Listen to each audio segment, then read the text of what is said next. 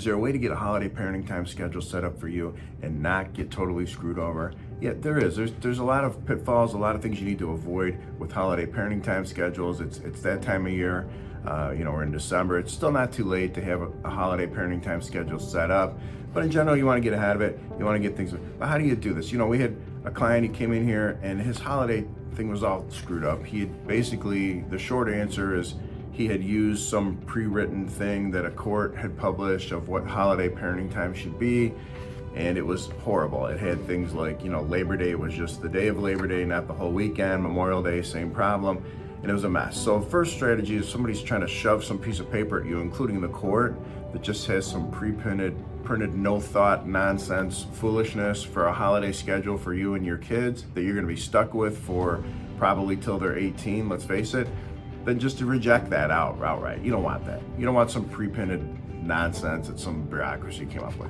So look at the schedule. One tip would be look at the school schedule. If you got school age kids, they have a school calendar. They have all kinds of days off that you're probably not even thinking of, might not be aware of. They move around a little. They have midwinter break and Martin Luther King break. They got all this stuff you've never even heard of because they get X amount of days. They're only required to do so many hours of instruction per year, right? So they have so many days of instruction per year, and then beyond that, they do days off. They got in service, they got 3-day weekends, they got all kinds. So look at those first of all. But otherwise, you're charting out, your typical 9 holidays when you just go through the calendar in order. Usually you do an odd number of holidays, and you could do more than 9, but you do an odd number so that they rotate. So if one year you have Memorial Day weekend, the next year you'd have 4th of July. If that's the one that's coming, if you set it up that way. So another strategy is make sure you got the alternate holidays, that they're odd numbers, so you get different ones each year. Make sure you take into account Christmas break of being like half the break and not dates, because Christmas rolls right through with what day of the week it is, right? Because it's the 25th of December. Whether the 25th is a Sunday or a Wednesday, it's on the 25th. So that can change how kids' school schedules look and the school breaks and the Christmas break looks for them because of when Christmas falls, right? Spring break, same thing. It might be moving. I know locally here, one of the counties, Oakland County, started to try to set all this into place. They were tired of how Easter would swing around to all different places, right? Because Easter's a kind of a crazy calculation when you look at how it's calculated. And if you want spring break tied to Easter, then your spring break is going to swing 4 weeks. Might be late March, might be mid-April, right? Easter, if you look it up, Easter is the first Sunday after the first full moon after the spring equinox. What? Who figures that out? So, not good. One of the counties here decided to just have spring break be the first full week in April every year, but they still can't mandate that, really. They encourage it. They try to get schools to do it, but there's schools that don't, even in that county.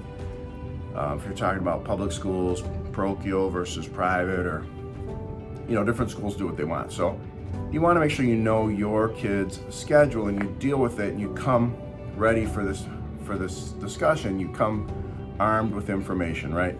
So holiday schedules, you want to know the info. You want to know what you want. You can't get what you want if you don't know what you're supposed to ask for.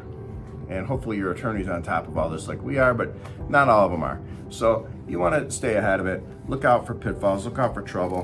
But in general, you want to know how this parenting time works, how holiday parenting time works. It would be kind of like if you had your holiday parenting time. Well, it would be like if your regular parenting time was yellow on a calendar, and then your holiday parenting time is green. So if you went through and did green, the green's now going to cover up the yellow, right? That's how it works. You have a regular parenting time schedule every other weekend. Hopefully you have more than that, but whatever it is, every other weekend, your typical rotating schedule, you have that, and then the holidays cover that up. They take precedence. So if it's my ex-wife's weekend, but it's Memorial Day weekend, and I get Memorial Day weekend that year, then I get that weekend. Does that mean I get 2 weekends in a row? Yes, that's what that means. That's how these schedules are supposed to work. So another strategy with holidays and parenting time schedules is to map all this out. Get a shared calendar. Easy enough to do with today's technology, super easy to have a shared calendar, right? Get a shared calendar with ex-wife, ex-girlfriend, whoever the mother of the kids is related to you.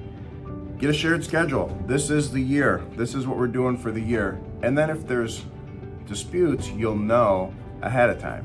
If she's like, well, wait a minute, I thought 4th of July, you'll know, and you can talk about it instead of talking about it on the 3rd of July when it's, it's kind of too late for anybody to fix it at that point, even the court or even you.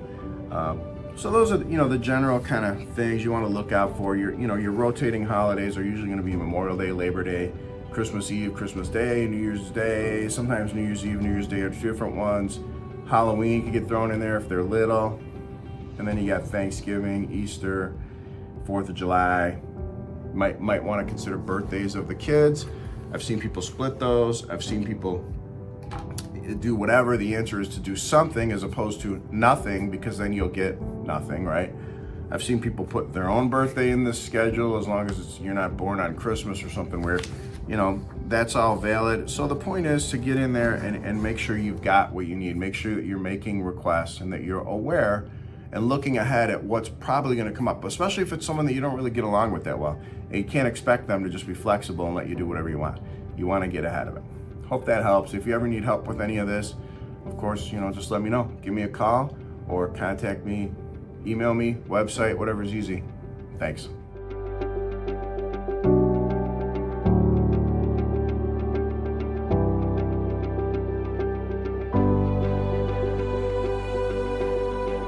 Thank you.